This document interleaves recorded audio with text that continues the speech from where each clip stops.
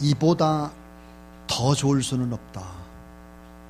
이보다 더 좋을 수는 없다라는 영화가 있습니다. 주인공은 멜빈이라는 사람인데 이분은 강박증에 사로잡혀 있는 강박증 환자입니다. 이 멜빈은 식당에서 제공하는 포크와 칼을 신뢰하지 않습니다. 그래서 자기 칼과 자기의 포크를 가지고 다니죠. 매사에 아주 신경질적인 이 멜빈, 그는 식탁에 동료가 없습니다. 그가 식탁에 앉아서 식사하려면 사람들이 다 떠나가는 것이죠.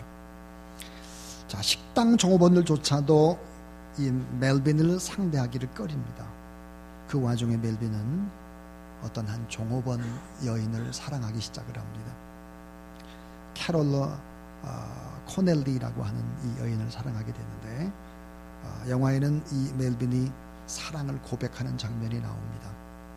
멜빈은 캐롤에게 이렇게 고백을 하죠. 난 당신을 좀 칭찬해주고 싶다. 이렇게 말을 합니다. 그랬더니 캐롤이라는 이 여인이 칭찬 한번 해보세요. 이 말을 들은 이 멜빈은 자신의 가장 연약한 부분을 고백을 합니다. 저는 강박증 때문에 고통을 당하고 있답니다. 의사는 약을 복용을 하면 한 60% 정도는 병을 치료받을 수 있다고 합니다. 그렇지만 나는 약 먹기를 가장 싫어하는 사람입니다. 이 말을 듣고 있던 여인 캐롤이 칭찬해 준다고 해도 그게 무슨 칭찬이에요? 칭찬을 어떻게 그렇게 해요? 이런 표정을 지으며 퉁명스럽게 말을 했습니다. 그때 강박증 환자인 멜빈은 또 이렇게 말했습니다. 저는 약 먹기를 죽기보다도 싫어합니다. 그런데 당신을 만난 이후부터는 제가 약을 먹기 시작했습니다. 이 말을 듣고 약간 기분이 좀 좋아졌어요. 그래서 캐롤은 또 이렇게 뭐 그 정도 칭찬 가지고 칭찬이라고 할 수 있겠어요? 칭찬 별거 아니래요. 이 같은 표정으로 또 멜빈을 쳐다봅니다. 이때 멜빈은 캐롤에게 이런 고백을 하게 되죠. 당신은 나로 하여금 더 좋은 사람, better man이 되도록 하는, 더 좋은 사람이 되도록 하는 소원을 일어나도록 당신이 나에게 만들어줬습니다. 내 마음속에 당신이 거룩한 소원, 참 좋은 소원을 심어준 것입니다. 잠시 어안이벙벙한 표정을 짓던 캐롤이 멜빈에게 이렇게 말했습니다. 내가 일평생 들어본 가운데 최고의 칭찬이었습니다. 자, 여러분 생각을 해보세요. 당신은 나로 하여금 더 좋은 사람이 되고자 하는 소원이 일어나도록 만들어 주었습니다. 당신 내 마음속에 소원을 심어준 사람입니다. 참 어마어마한 칭찬이라는 생각이 듭니다. 이 말은 정말 귀한 최고의 칭찬이죠. 그런데 이런 칭찬을 성경은 여러 번 우리에게 하고 있습니다. 빌립보 2장 13절을 보니까 너희 안에 행하시는 이는 하나님이시니 이는 자기의 기쁘신 뜻을 위하여, 따라하세요, 너희로 소원을 두고 행하게 하시나니. 하나님이 누구실까? 하나님은 최선의 소원을 우리 마음 가운데 심어주는 분이시다. 하나님은 우리 안에 최고의 최선의 소원을 우리 마음 가운데 심어주시고 그 소원으로 인해서 우리를 온전케 만들어 가시는 분이시다.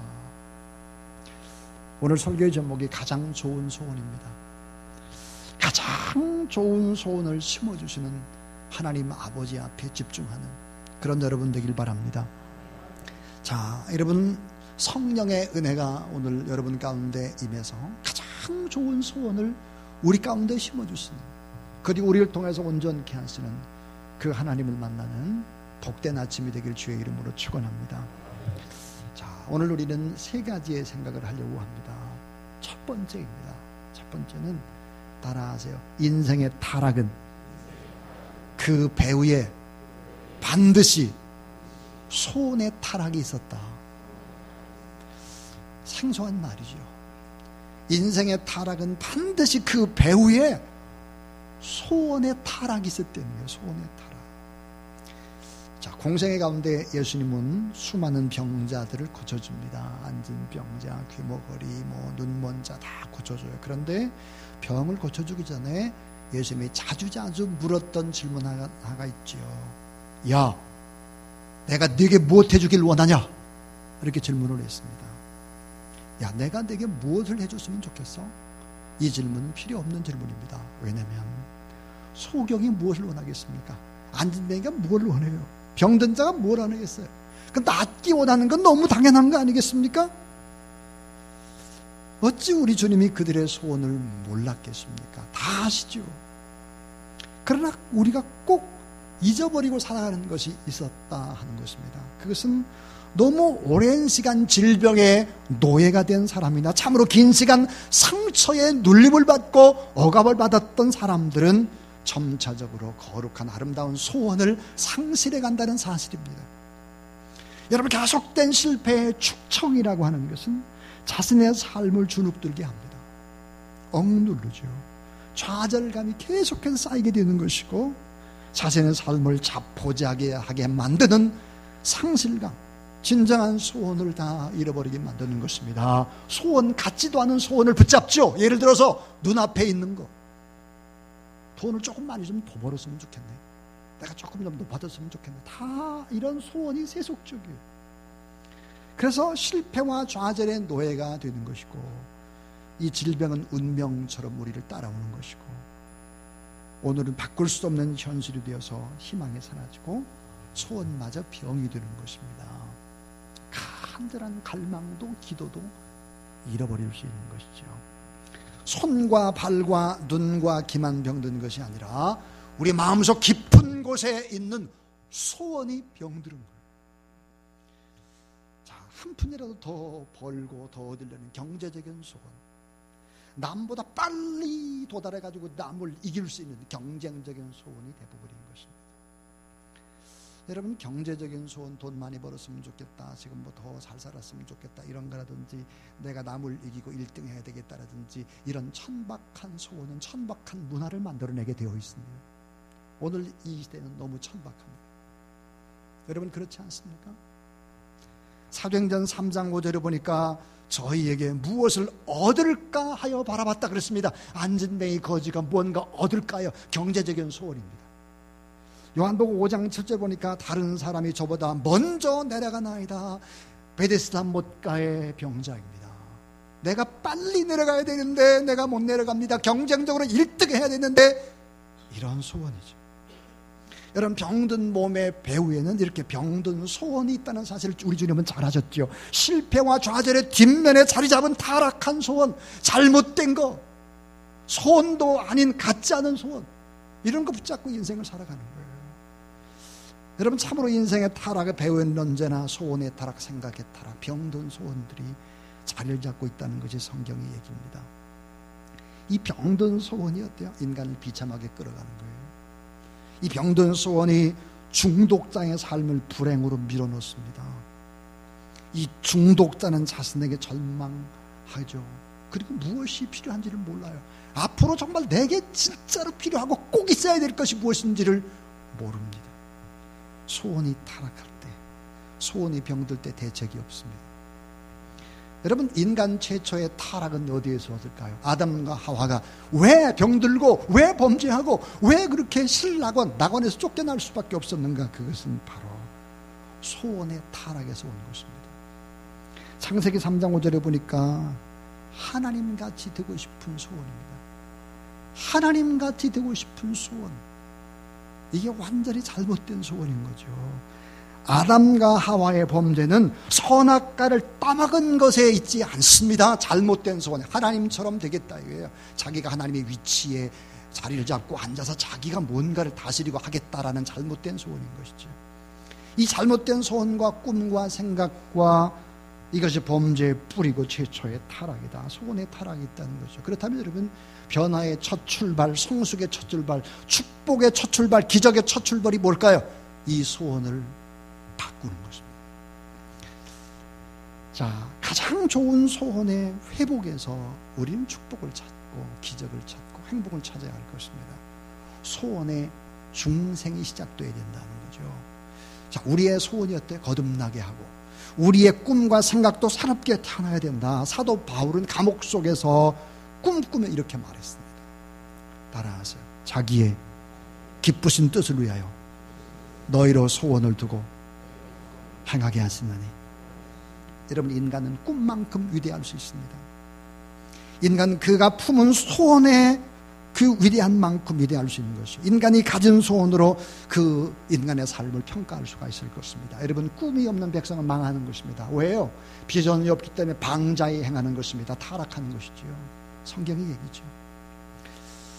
여러분, 기부천사, 철가방, 고 김우수 씨에 관한 내용을 여러분 잘 알고 있습니다. 또 영화도 나오고 TV도 여러분 방영이 됐죠. 중국집 배달원 김우수 씨는 70만 원 월급에 매달 불우한 어린이들에게 5만 원씩 또 10만 원씩 많은 돈을 후원을 했습니다.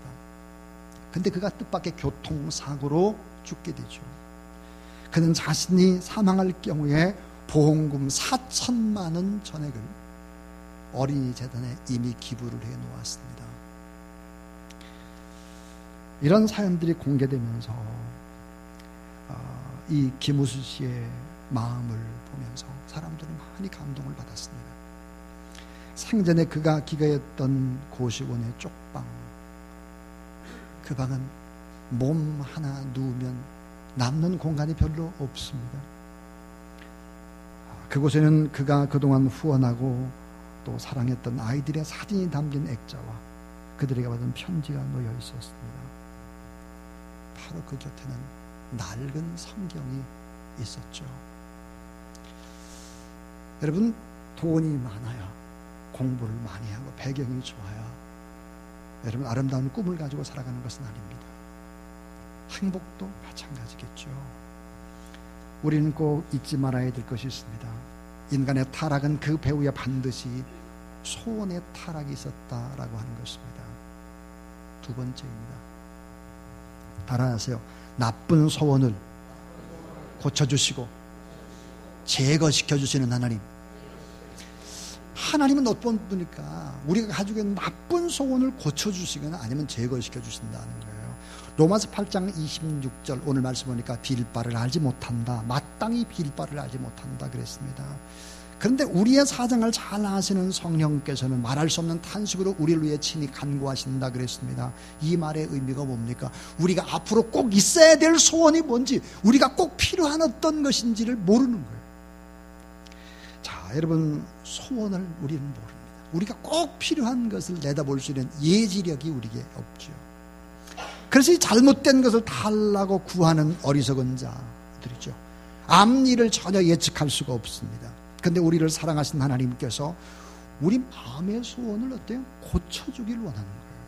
병든 소원, 그 소원을 고쳐주는 것이죠. 그래서 기도할 수 없어서 절망하고 있는 우리에게 말할 수 없는 탄식으로 우리를 중보하면서 마음의 소원이 올바르도록 고쳐두는 일을 계속하는 것이 오늘 성령 하나님의 말씀입니다. 따라하세요. 하나님의 사랑은 창조적인 사랑. 여러분, 하나님의 사랑의 창조적인 사랑이라는 것이 무엇입니까? 잘못된 부분을 고쳐가며 사랑하는 거예요. 사랑해야 될 대상을 포기하지 않고 회복시키면서 성장시키면서 사랑을 한다는 거예요. 하나님의 형상대로 왜 여러분 인간을 만들었겠어요? 서로 사랑하는 대상으로 만든 건데 하나님의 형상이 다 파괴가 되는 것입니다. 이 파괴한 걸 점점점 고치고 회복하면서 결국은 온전케 만들고 그리고는 사랑을 해나가시는 것입니다. 고치시고 제거시키시고 변화시켜 나가는 것이죠. 그래서 주님을 만나면 어떤 일이 벌어졌나요? 그것은 새 소원이 생기고 새 꿈이 생기고 새 비전이 생기고 새 계획이 꿈틀대기 시작하는 것입니다. 그렇습니다. 이 성령은 나쁜 것을 제거하고 좋은 것, 좋은 생각, 좋은 꿈을 주시죠. 불가능한 걸 꿈꾸게 만드는 것입니다. 그래서 성령 하나님이 역사할 때 어떤 일이 벌어질까?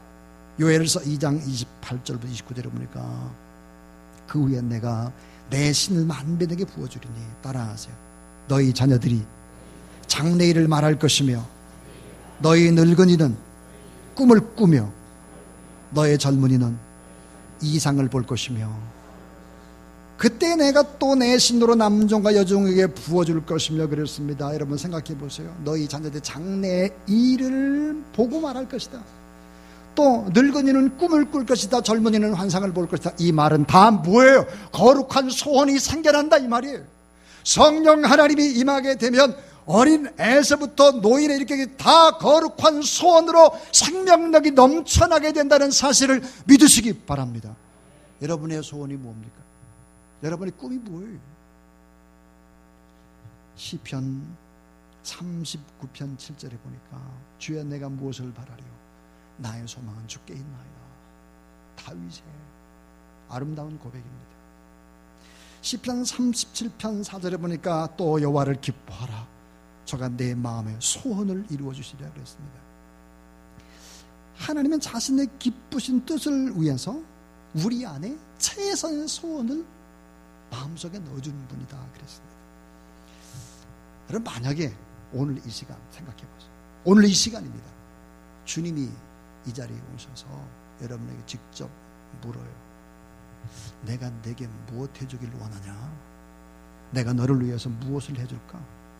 너 내 소원을 한번 얘기해봐. 장로님들한테 다 물어보고 싶어요. 소원이 뭔지 주님이 다 직접 물었다면 여러분 어떤 소원을 얘기하겠습니까? 가장 좋은 소원을 구해야 되겠죠. 가장 좋은 소원, 여러분이 꼭 하고 싶은 소원, 꼭 이루고 싶은 소원이 무엇입니까? 근데 다윗도 사도 바울도 그의 가장 깊은 소원을 이렇게 고백을 했습니다. 따라해 주세요. 주님, 저는 주님을 원합니다. 주여 내가 무엇을 바라리요? 나의 소망은 오직 주께 있습니다.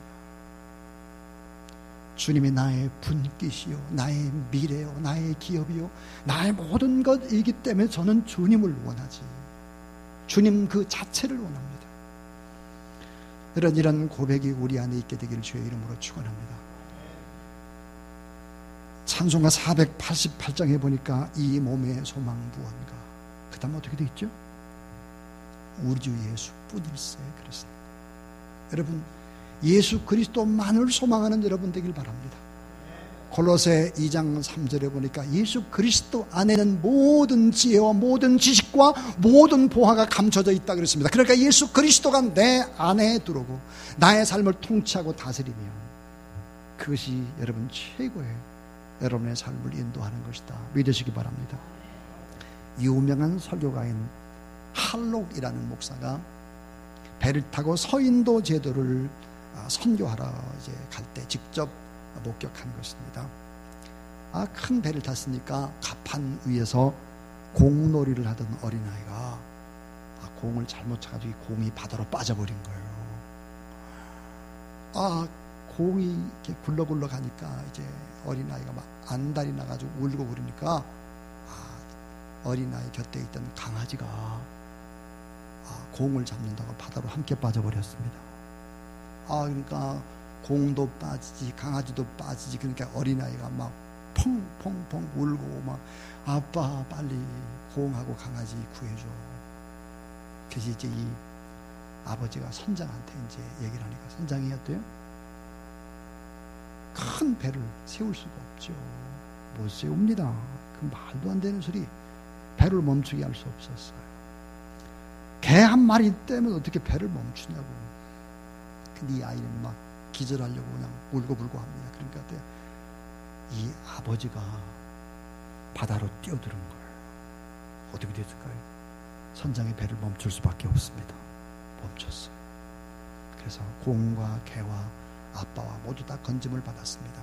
이 사건을 통해서 이 할록이라는 이 선교사는 놀라운 사실을 하나 깨달았다 그럽니다. 그건 뭐냐면 공이나 개처럼 가치가 별로 없는 것은 배를 멈추게 할 수 없는데 사람은 배를 멈추게 할 수 있다 하는 것입니다. 사랑하는 여러분, 하나님은 심판이라는 거대한 배, 인간이 탄 심판이라는 거대한 배, 이 배를 멈추고야 말았습니다. 왜? 우리를 너무 사랑하시니까. 그대로 그 배가 굴러가도록 만들어 놓으면 안 되니까. 사랑하는 저와 여러분 때문에 그 배를 멈추셨죠. 예수 그리스도를 보내신 것입니다. 우리 인생의 행복과 불행 그리고 생존의 문제가 무엇입니까? 그것은 바로 사랑의 문제죠. 이것은 인류의 문제이고 모든 것의 해답입니다. 우리를 너무너무 사랑하기 때문에 우리 안에 있는 타락한 소원, 잘못된 소원을 고치고 회복하시면서 우리를 사랑해 가시는 거예요. 두 가지 지금까지 얘기를 했습니다. 인생의 타락은 그 배에 반드시 소원의 타락이 있었다. 하나님은 나쁜 소원을 제거시켜 주신다 하는 얘기였습니다. 여러분, 하나님의 소원이 뭐겠습니까? 타락한 소원을 고치는 걸까요? 병든 자를 고치고 연약한 자를 돕고, 그것이 여러분 하나님의 소원일까요? 그건 하나의 과정입니다. 그것이 하나님의 목적은 아니죠. 자, 굴절되고 억눌린 삶을 살아가는 사람을 회복하는 것이 하나님의 소원일까? 그것은 하나의 과정입니다. 그것이 목적이 아닙니다. 이것은 최종의 하나님의 목적이 아니에요. 하나님의 진정한 소원은 또 다른 곳에 있습니다. 그것을 뛰어넘는 곳에 있죠. 그래서 마지막 세 번째는 무엇일까요? 그것은 이것입니다. 따라해 주세요. 가장 좋은 소원을 주시고 사명을 맡기시는 하나님. 저와 여러분에게 사명이 있어서 고치는 거예요. 사명이 있어서 살되게 하는 거죠. 사명. 상처를 치유하고 타락의 소원을 고쳐서 가장 좋은 소원을 주실 뿐만 아니라 사명을 맡겨주셨던 사명을. 여러분, 상처난 인간의 마음은요, 다음과 같은 몇 가지의 현상을 동반할 수밖에 없습니다. 저와 여러분이 만약에 상처가 있거나 어려움이 있거나 억눌림이 있게 되어지면 다음과 같은 단계들을 거쳐서 인간은 어려움을 당하게 됩니다. 그게 뭘까요? 상처를 갖게 되면은 좌절감이라든지 분노라든지 불안이 나타나기 시작을 하는 것입니다. 예를 들어서 사랑하는 여인에 거절당한 사람의 상처는 자기 자신에 대한 좌절감으로, 그리고 어떤 사람을 만나야 될지 모르는 불안감으로, 그리고 상대를 향한 분노의 감정이 생겨나는 것이죠. 그런데 이것으로 끝나질 않아요. 그 다음 단계는 상처 입은 곳에 높은 벽을 만들기 시작하는 거예요. 높은 벽. 그게 뭘까요? 그 벽에는 다시는, 절대로, 결코라고 하는 이런 글을 붙여놓죠. 이 벽은 너무 두꺼워서 쉽게 무너지질 않아요. 상처 준 그 사람을 어때요? 다시는 안 만나, 절대로 상종을 안 해, 결코 저런 사람하고, 이런 얘기를 계속하는 것입니다. 자, 여러분, 여기서 끝나지 않아요. 상처로 인한 아픔을 잠시 잊어버리기 위해서 다른 방법을 선택하는 것이죠. 임시 방편을 찾는 거예요. 그 임시 방편이 뭘까요? 술이고요, 마약이고, 노름이고, 인터넷이고, 성이고, 오락이고, 손쉬운 방법에 자기 자신을 잠시 맡기는 것입니다. 여러분, 여기서 끝나지 않죠. 그것은 무엇일까요? 이 마음의 상처는 잘못된 감정과 함께 이그러진 가치관을 만들어내는 것입니다. 잘못된 가치관을 낳는 것이죠. 제가 아는 권사님 한 분은 6.25 때 너무 먹을 것이 없어서 고생을 하셨어요. 너무너무. 그래서 지금도 6월 달만 되면 미숫가루를 만들어가지고요, 다락방에 쟁여놔야 잠이 온대요. 굴절된 거죠. 자, 여러분 생각해 보십시오. 너무 거친 기질, 왜 이렇게 거칠까? 왜 과민할까? 왜 수줍음이 있을까? 왜 비판적인 성격, 질투, 타협이 없고 고집이 그렇게 셀까? 이게 전부 다 상처입니다. 잘못된 타락한 소원 때문이죠. 이 마음의 상처는 육체적인 질병의 원인이 됩니다. 그런데 여기서 끝나질 않아요. 그 다음은 뭘까요? 그것은 가장 무서운 영향은 삶의 열매가 아름답지 못하다는 것입니다. 그 한 사람만 아름답지 못한 것이 아니에요. 그 주변의 삶이 너무 아름답지 못해요. 그렇기 때문에 하나님은 어떤 분이시죠? 하나님은 이런 사람의 상처를 치유하기 시작하고 타락한 소원을 고쳐주는 거예요. 그리고 가장 좋은 소원을 품게 하죠. 그리고는 어떻게 할까요? 그리고는 사명을 맡기는 것입니다. 여러분 다 전공 과목이 있죠. 전공 과목. 여러분 하나님이 최고로 잘하는 전공 과목이 있습니다. 그게 뭘까요? 따라하세요. 악을 선으로 바꿉니다. 여러분 하나님이 제일 잘하는 게 뭘까요? 악을 선으로 바꿔요. 요셉의 삶을 통해서 요셉이 나중에 국무총리가 됩니다. 자기를 죽이려고 했고 자기를 팔아버렸던 배다른 형들에게 이렇게 말하죠. 당신은 악을 행했으나 하나님 그 악을 선으로 바꿨습니다. 그래요. 여러분 오늘 본문의 말씀을 보니까 우리가 하나님을 사랑한다고 한다면 따라하세요. 합력해서 선으로 바꿔주십니다. 나쁜 것을 제거시켜 줄 뿐만 아니라 좋은 것을 계속 주는 게 계속 주어서 나쁜 것은 빠져나가게 만드는 것이죠. 나쁜 것은 빠져나가는데 끝나는 것이 아니라 능력도 부어주시는 것입니다. 우리가 하나님 앞에 나갈 때 믿음으로 나갈 때 기쁨으로 하나님 앞에 예배드리고 여호와 하나님을 경외할 때 어떤 일이 벌어질까? 나쁜 것을 하나님이 보시질 않아요. 나쁜 것보다는 좋은 것, 가능성이 있는 것을 보는 것입니다. 그 좋은 것에 좋은 것을 더 부어줘요. 그래서 선하게 만듭니다. 여러분 선하게만 하면 안 되잖아요. 세상을 바꿀 수 없어요. 그래서 능력까지 주시는 거예요. 선하고 착하고 성숙시켜서 더 큰 은혜를 부어주셔서 여러분 하나님께서 여러분에게 능력도 부어주신다는 사실을 믿으시기 바랍니다. 이 사도 바울의 기도를 이렇게 쭉 보면요, 바울의 기도는 참 놀라운 기도예요. 따라하세요. 하나님 아버지, 좋은 것을 더 좋게 해주세요. 좋은 사람에게 더 좋은 능력 주세요. 이게 바울의 기도입니다, 여러분. 빌립보서 1장 9절부터 11절에 보면 이렇게 되어 있어요.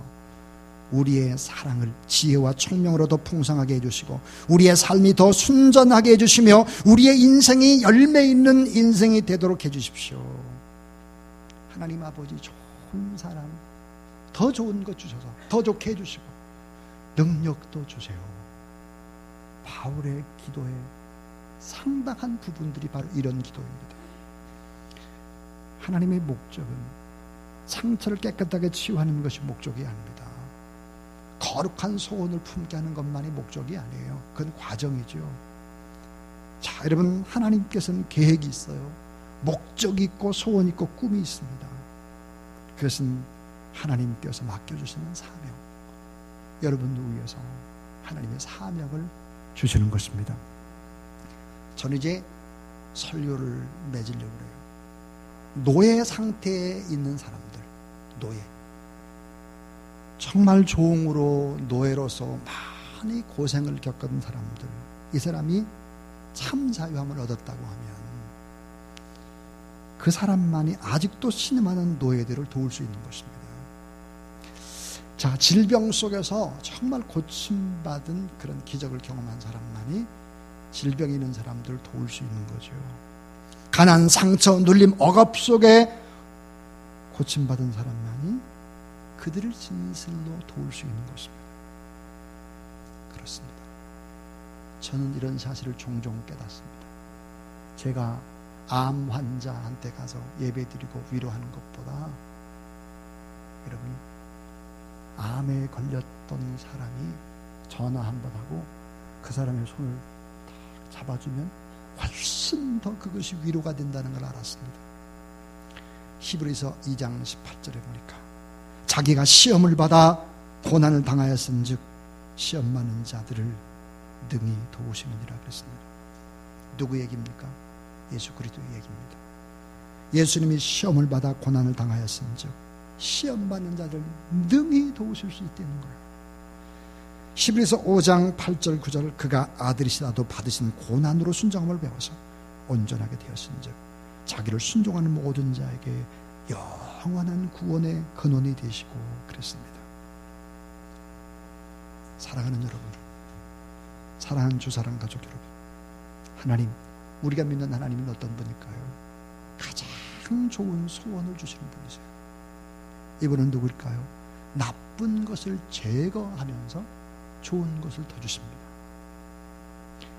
근데 여러분, 구하는 자에게 참 좋은 것을 주시는데 오늘 본문에 보니까 성령이에요. 성령도 주시고 은사도 주시는 것입니다. 그래서 어때요? 이 은혜가 지속적으로 여러분에게 임할 때 어떤 일이 벌어지느냐? 선순환의 구조가 일어나는 거예요. 나쁜 것보다는 점점 좋은 것이 많아서 나쁜 것이 빠져나가게 만드는 선순환의 구조죠. 그리고 하나님이 사명을 맡기시는 거예요. 사명. 하나님이 이루고 싶은 거룩한 뜻이 여러분 안에 있습니다. 여러분을 통해서 꼭 이루어질 수 있기를 주의 이름으로 축원합니다. 현재 내 힘으로 어떻게 할 수 없는 사건 속에서 힘듦이 지속되고 있는 분이 있다고 하면 하나님께 구하십시오. 하나님께 도움을 요청해 보십시오.